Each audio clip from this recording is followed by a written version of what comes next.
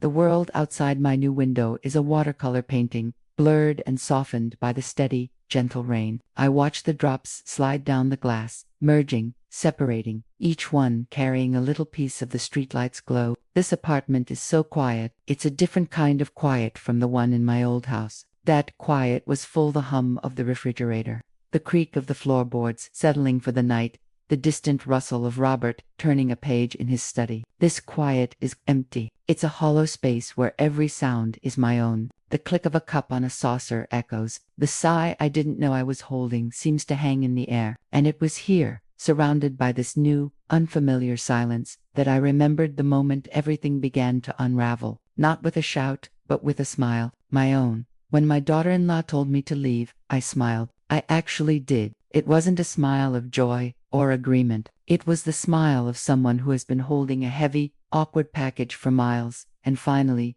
their arms give out. The package smashes on the ground, and all you can do is look at the broken pieces and smile at the sheer, ridiculous relief of not having to carry it anymore. My name is Anya. For 23 years, I lived in a house on Elm Street with green shutters and a lilac bush by the front steps. That house wasn't just wood and plaster. It was a living scrapbook. The scratch on the hardwood near the fireplace was from dragging the Christmas tree, and the faint grape juice stain on the dining room carpet was from David's 6th birthday. The window in the kitchen had a tiny, warped pane from where a baseball had hit it, a story Robert loved to tell. I knew every sigh of that house, every sunbeam that traveled across the floor in the afternoon. I thought I would die there. I thought my last breath would be scented with lilac and old books. But life doesn't always ask us where we want to be. It just moves us along, and it all started to move, truly, on a night that was supposed to be a celebration. Our 40th wedding anniversary. Robert had planned it. He was proud of that.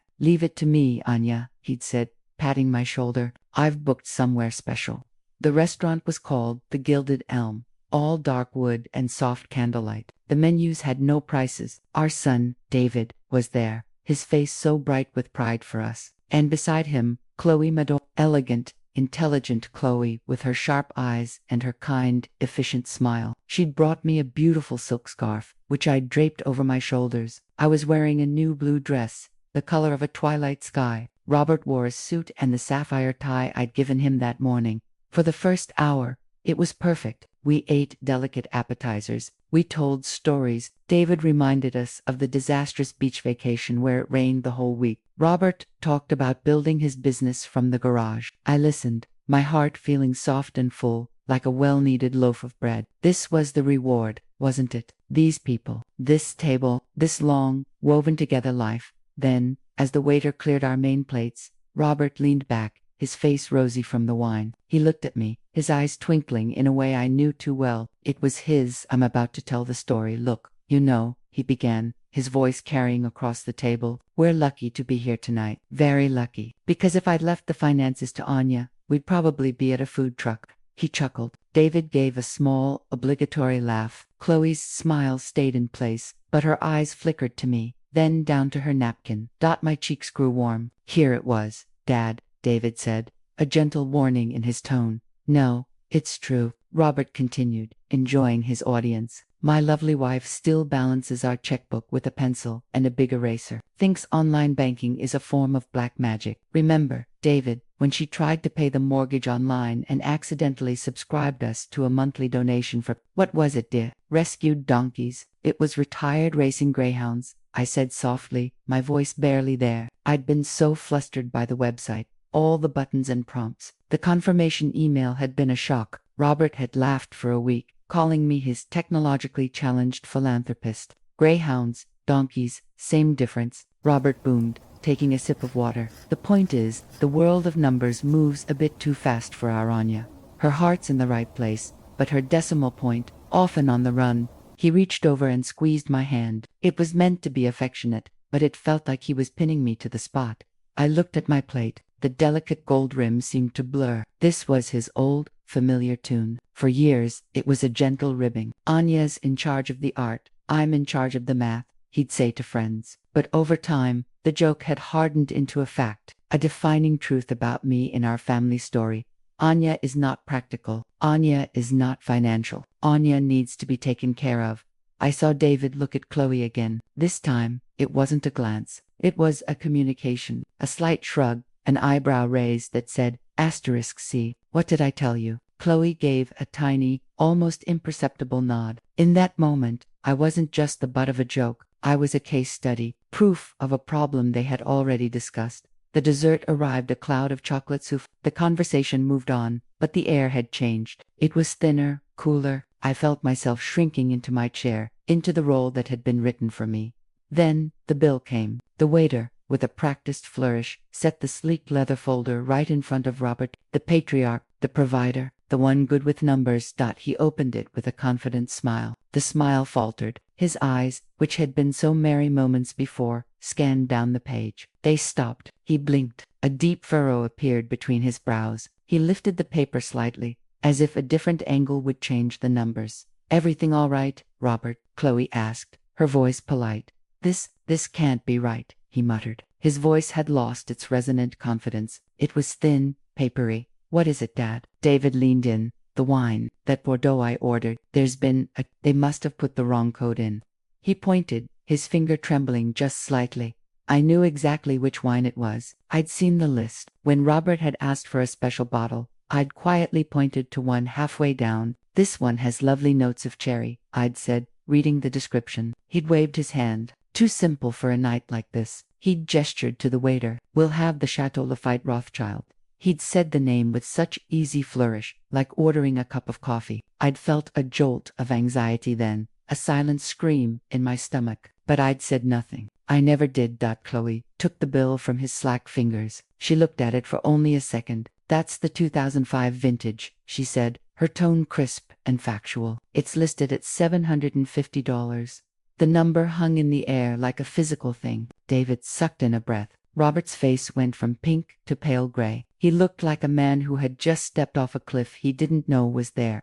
I thought it was the other one, the one next to it, he stammered. He was floundering. The man who had just finished lecturing the table on fiscal responsibility was watching his own carelessness stare back at him in stark, black ink. I watched him, and a strange, cold clarity washed over me. This was the man who managed our life. This was the expert. He hadn't even looked. He'd been too busy performing, too busy being the generous host, the successful businessman, to pay attention to the single most concrete detail on the page. The silence was awful. It was a weight on all of us then. Without a word, I opened my purse. Not my everyday purse, but the small, beaded evening bag. From its inner pocket, I took out my bank card. It was plain, blue and white. No fancy insignia. It was attached to the account I'd opened 15 years ago. My secret account. Robert called it my Mad Money Fund. A cute, diminutive name for the small amount I squirreled away from the grocery budget, from selling my jams at the farmer's market, from the modest inheritance my aunt had left solely to me. He'd never asked about the balance. To him, it was pocket change. I placed the card gently on top of the leather folder, right over the printed total. Please, I said, my voice finding a strength I didn't know it had. Let me get this, for our anniversary. The shock in the room was palpable. Robert's head snapped up, his eyes wide, confused, then deeply wounded. David's mouth was slightly open, but it was Chloe I watched. Her gaze shifted from the card to my face. Her expression of polite concern melted away, replaced by pure, unguarded calculation. She was recalculating me. In that instant, I was no longer just a sweet, confused old woman. I was a variable, an unexpected equation. Anya, no, Robert said. His voice strangled. Absolutely not. Put that away. I want to, I said, and I met his eyes. It would make me happy. And I smiled. It was a small, peaceful smile. The smile of someone who has just seen the engine of their life stutter and smoke, and realizes they have their own 2 feet to stand on. The waiter, sensing the tension, swooped in and took my card. The transaction was swift. I signed the slip with a steady hand. The dinner was paid for. The car ride home was a tomb on wheels. Robert stared rigidly out the passenger window. In the back, David and Chloe were a silent, united block. No one spoke. The only sound was the swish of the tires on wet pavement. At home, Robert went straight to his study and closed the door. The sound was a period at the end of a sentence. I went upstairs, took off my blue dress, and hung it carefully in the closet. I lay in the dark, the space between us in the bed feeling wider than the ocean. I cried then, but the tears were quiet, almost thoughtful. They weren't for the $750. They were for the 40 years, for the slow, steady erosion of being seen.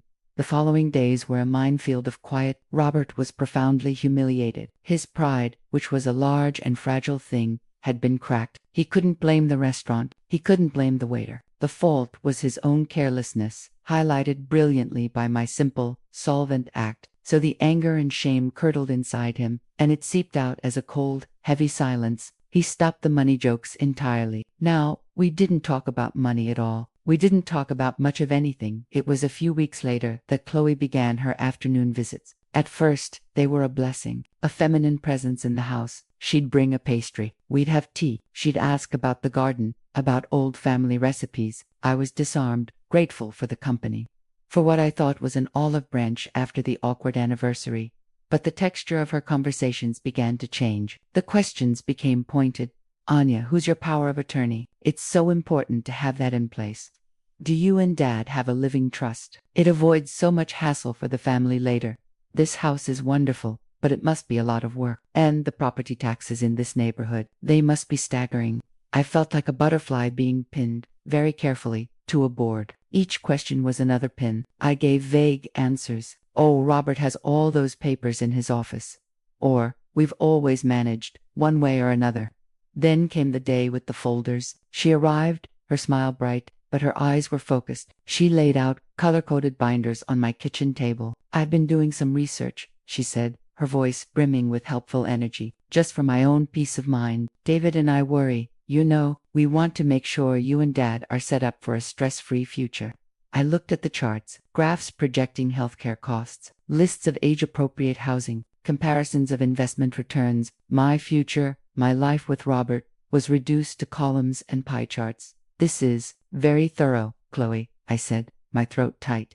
I know it can be overwhelming, she said, patting my hand. That's why we want to help. Look, she turned to a tab labeled Housing Transition, Maple Grove Residences. It's not a home, Anya. It's a vibrant community. All the maintenance is handled. Meals are optional. There's a pool, a wood shop, lectures. You'd be free from all the burdens of this big old house. Free. She kept using that word, but as she described the scheduled bus trips and the communal dining room, all I felt was the chill of a cage being described as a playground. I don't know, I said slowly. This house, it's our home. There are memories.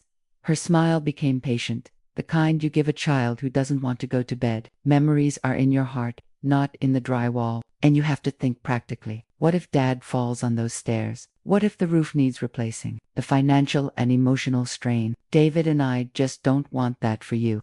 She made our life together sound like a looming catastrophe, a problem they, the capable young people, had to solve. Pressure began to come from all sides. David's phone calls became gentle lectures. Mom, Chloe's a whiz at this stuff. She's saved us thousands. Just listen to her. We want you to be safe and secure. And Robert, when I finally gathered the courage to tell him how uncomfortable it all made me, just sighed and looked tired. They're trying to help, Anya.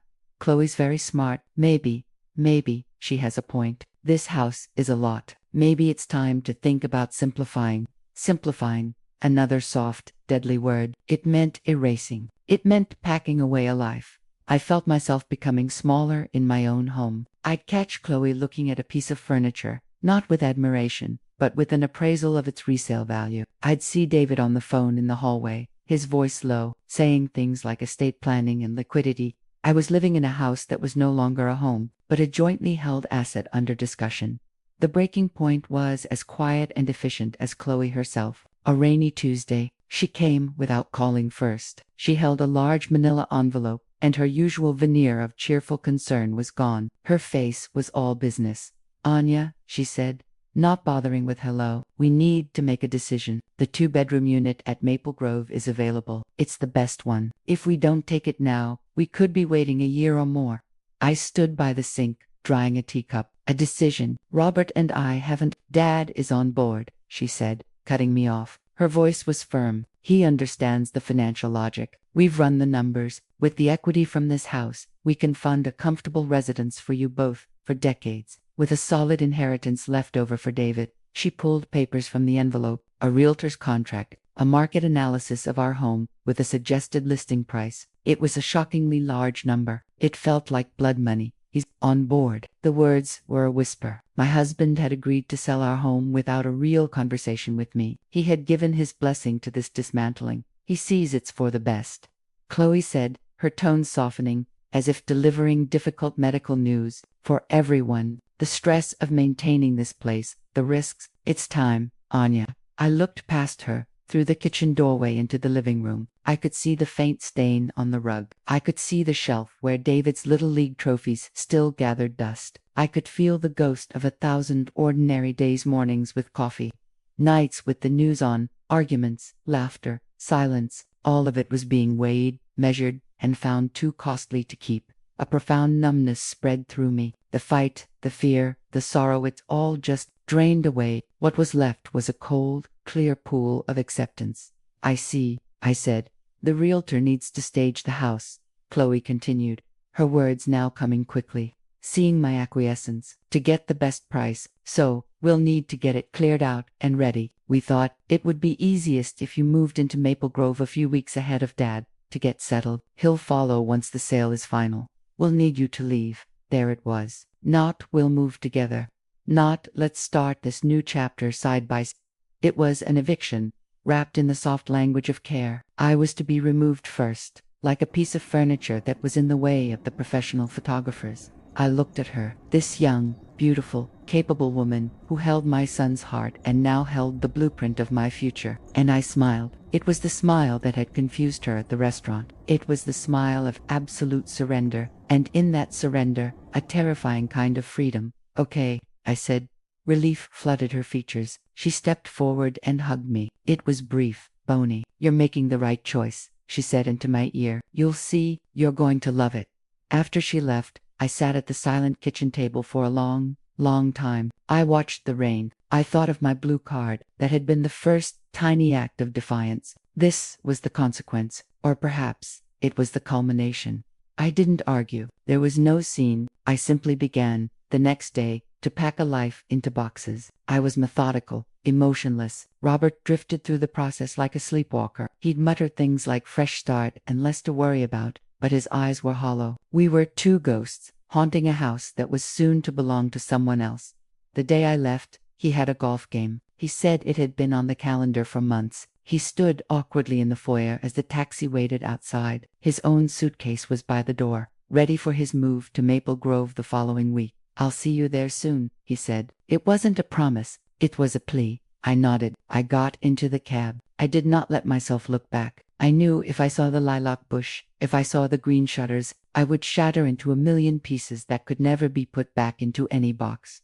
My new apartment was found by my friend Warren from the knitting circle. It's a small, clean box on the 3rd floor. It smelled of lemon cleaner and emptiness, but it had large windows that looked out over a small city park. The first night, the silence was so heavy it felt like pressure on my ears. I didn't cry. I just sat in the middle of the bare living room, on the floor, and let the silence settle over me like dust. For 2 weeks, I grieved. I grieved for my home. I grieved for the marriage that had ended, not with a dramatic affair, but with a quiet, mutual betrayal. His of my place in our partnership, mine of my own voice for so many years. I grieved for my son, who now saw me as a project to be managed.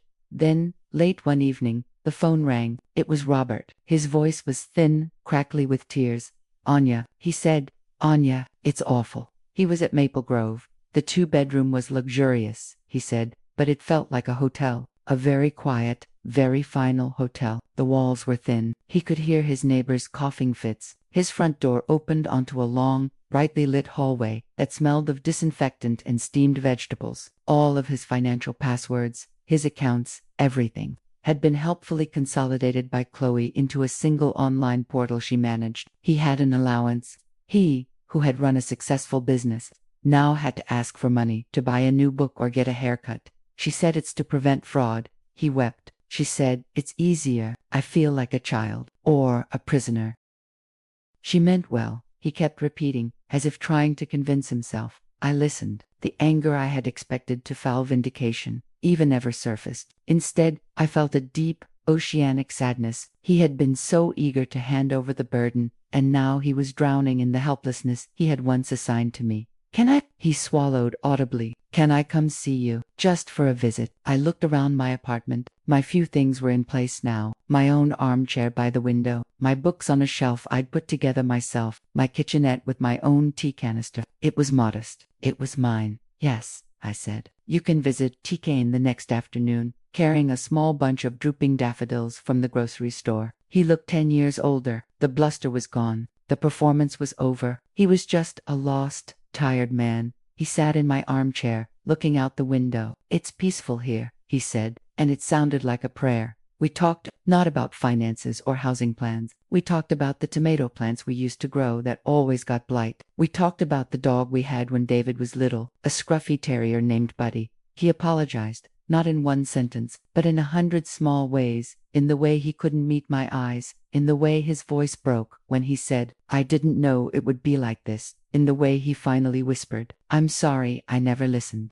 Forgiveness is a mysterious creature. It doesn't always roar in. Sometimes it just seeps in under the door, like morning light. I forgave him not for his sake, but for mine. Carrying the bitterness felt like carrying another heavy box, and I was done carrying things for other people. We are not husband and wife anymore, not in the way we were. We are two survivors of the same shipwreck, washed up on different shores, waving to each other across the water. David and Chloe are busy. They are proud of what they've accomplished. They secured their inheritance. They protected their parents. They visit Robert, bringing him news and managing his calendar. They visit me, too. Chloe brings pamphlets about senior yoga classes. David asks if I'm keeping on top of things. They still see the woman who needed to be moved for her own good. They don't see the woman who, for the first time in 40 years, is living a life she hasn't had to apologize for. The lesson I learned isn't about money. It's about voice. It's about the quiet cost of letting someone else write your story, even if they write it with love or what they think is love. Love that controls is not love. Care that diminishes is not care. My cookie jar money was more than savings. It was a tiny, stubborn seed of self, planted in secret. And when the storm came, it was the only thing I had to build a new, small, but solid shelter. Now, as the rain finally ceases and the city lights shine clear and sharp in the dark, I sipped my cooling tea. The quiet in this room is no longer empty. It's filled with the quiet hum of my own existence. There is sadness here. Yes, a deep, abiding sadness for what was lost. But underneath it, there is something else, something steady, a peace that is entirely my own. I bought it with a bottle of wine I'll never taste, and it was worth every penny.